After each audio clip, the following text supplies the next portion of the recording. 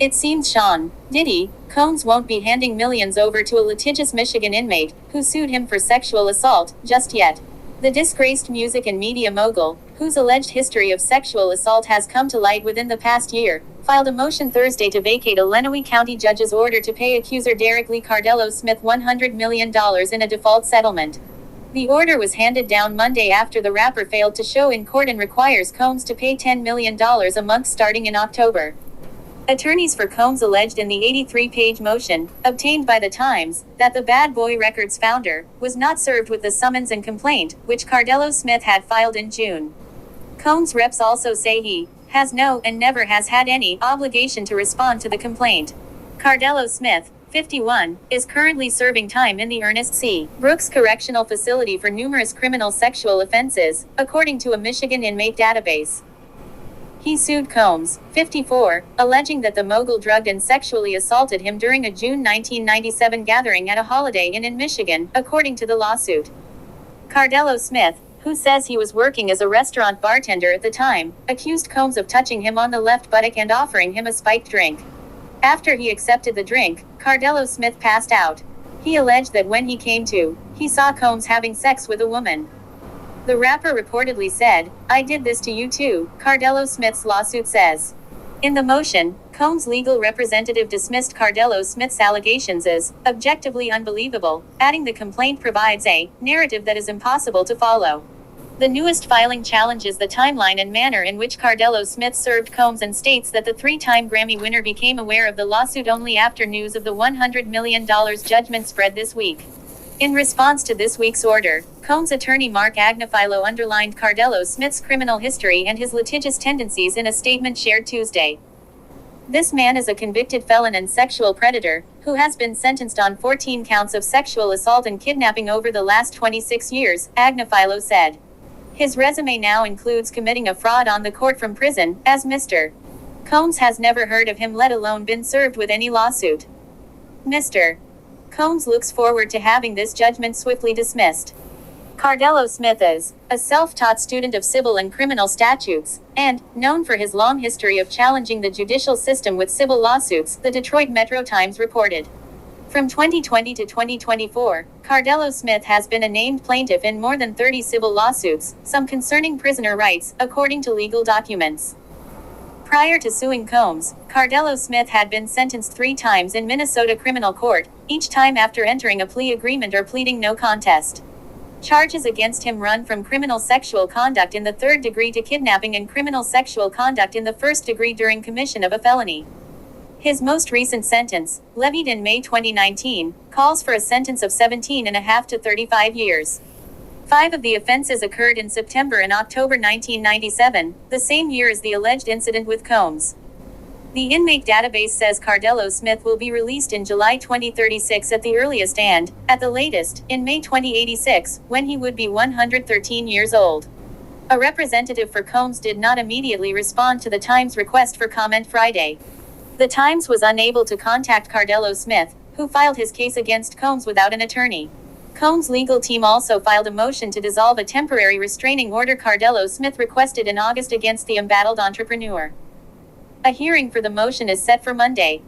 Amid the Michigan case, Combs faced even more legal backlash this week when Danity Kane singer Dawn Richards sued him for sexual assault. Her lawsuit also accuses Combs of harassment and inhumane treatment. Singer and ex-girlfriend Cassandra, Cassie, Ventura and producer Rodney, Lil Rod, Jones have also taken Combs to court in the past year. Alexandra Del Rosario is an entertainment reporter on the Los Angeles Times Fast Break desk. Before the Times, she was a television reporter at Deadline Hollywood, where she first served as an associate editor.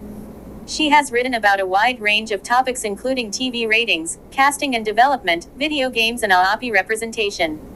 Del Rosario is a UCLA graduate and also worked at The Hollywood Reporter and The Wrap. Sean Diddy Combs is seeking to overturn a $100 million sexual assault judgment won against him by a Michigan inmate earlier this week, claiming he was never served with the frivolous lawsuit.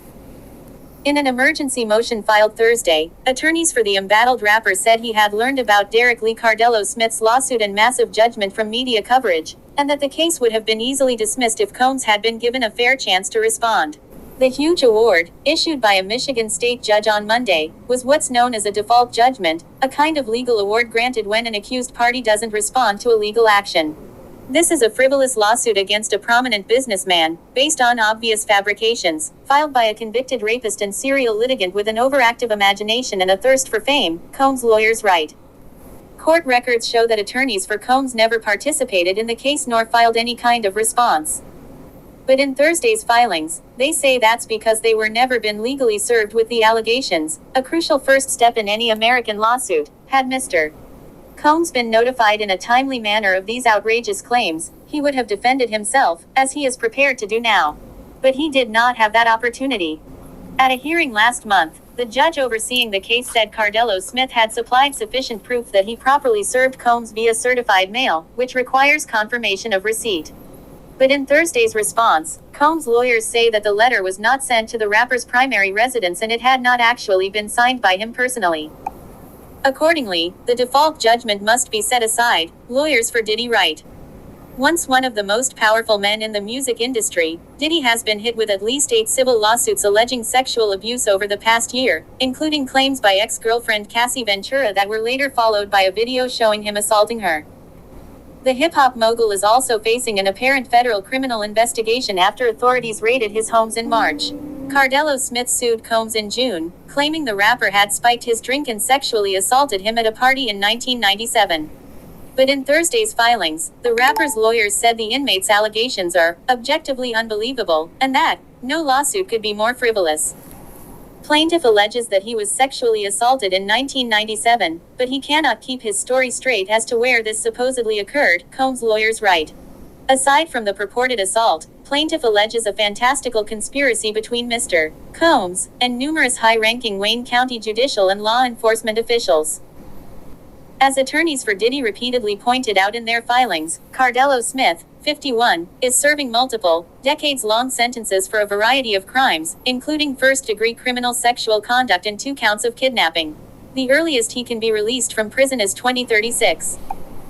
The lawsuit against Combs is not the first civil action Cardello Smith has filed from behind bars.